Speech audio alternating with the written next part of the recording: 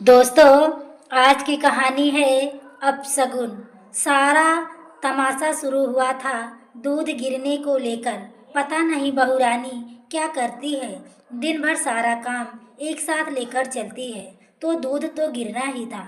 बस उसका दिमाग अपने ख्यालों में था शायद, और दूध उफन कर गिर गया। दूध फैला भी इतनी जल्दी कि बहू रानी सारे सबूत छुपाने के लिए सूखा कपड़ा लेकर जल्दी से दौड़ी भी। सिंक में नल भी फुल कर दिया। जल्दी जल्दी कपड़े से पोंछने भी लगी, लेकिन सासू माँ तो सासू माँ ही होती हैं। बस उनकी तेज नाक में सूंघ ही लिया, फिर दूध गिर गया। क्या व्यंग और दादागिरी को सही अनुपात से मिलाकर वह चिल्लाई, पता नहीं कैसे गिर गया। मम्मी जी बकरी से भी पतली आवाज में बहू ने जवाब दिया, पता नहीं कैसी, क्या रोज ही तू गिरता है। मैं तो कह तक कर थक गई हूँ। कितना अपशगुन होता है इस तरह दूध का गिरना। अब क्या बताएं, कुछ कहो तो बुरा लगता है। अब तो सासू माँ ने जोर से चिल्लाकर कहा। जी थोड़ा सा जवाब देकर बहू अपने कमरे में फिर से लग गई, लेकिन ऊपर से जैसा दिख रहा था मामला इतना शांत होता दिख नहीं रहा था। अगले कुछ दिनों के लिए कहना ही बेकार है, घर को गृह युद्ध में झोंक दिया गया। बहू ने दुखी होकर कुछ लोगों को, जैसे पति को, काम वाली को, ऊपर वाली को, किराएदारनी को, यह घटना ज्यों के त्यों बयां कर दी। पति के अलावा सभी ने जवाबी कार्रवाई के लिए जोरदार समर्थन भी दिया। युद्ध की पहली रात से ही रसद पानी रोक दिया गया। सारे प्रयोगात्मक कार्य, नाश्ते, मलाई कोफ्ते, शाही टुकड़े सब बंद। चाय का समय भी अगले दिन 7 से 8:30 हो गया। पौधों को पानी देना बंद, सीरियल देखना बंद, मुस्कुराना बंद, कमरे से बाहर आना बंद। शाम होते सासू माँ ने भी स्थिति को भांप लिया, अपना अस्त्र फेंक ही दिया। जब देखो तब मुंह ही बना रहता है, कभी हंस के बात नहीं करती। मेरे पास बहुत काम है, अपना काम करे ही बैठ के हंसे।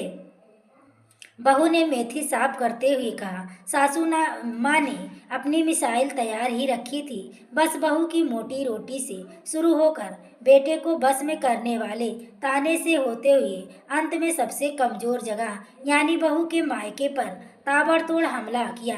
किसी को नहीं छोड़ा, बहू के पापा, बहू की मम्मी, भाई बहन, यहाँ तक कि उनकी कार, उनका छोटा शहर, उनका दिया गिफ्ट सामान, सब एक एक करके बम गिरती गई। अचानक हुई हमले से घबराकर बहू ने अपने पति की ओर देखा, लेकिन तू खुद ही डरा हुआ था। बहू ने ससुर से गुहार लगाई, लेकिन सबको पता है कि उनकी सुनता ही कौन है। बुरी तरह हार कर पराजित अपमानित बहू चुपचाप अपने कमरे में भाग गई। सुबह हुई चाय के समय भी तनाव का ही माहौल रहा। तभी अचानक डोरबेल बजी। बगल वाली शर्मा आंटी जी आई हुई थी। उनके आते ही उनका घर का माहौल थोड़ा सा ठीक हो गया। लोग भी हंसते बतियाने लगे। शर्मा आंटी ने बताया कि कल उनके बेटे के नए घर का गृह प्रवेश है। अच्छा, दावत भी की उम्मीद में सासू माँ खुश हो गई। अब सबको सब परिवार मिलकर वार्मिंग सेरेमनी में आना है, आंटी ने कार्ड पकड़ाते हुए कहा।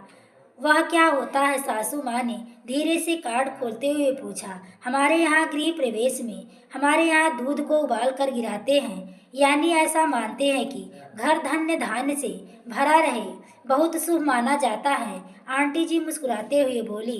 बाकी कोई नहीं बोला, सब चुप थे। बस किचन में आंटी के लिए काफी बना रही बहू रानी विजय मुस्कान से लबालब हो रही थी।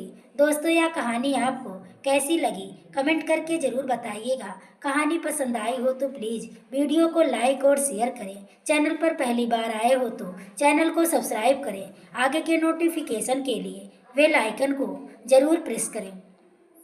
पूरी वीडियो देखने के लिए आपको तहे दिल से धन्यवाद।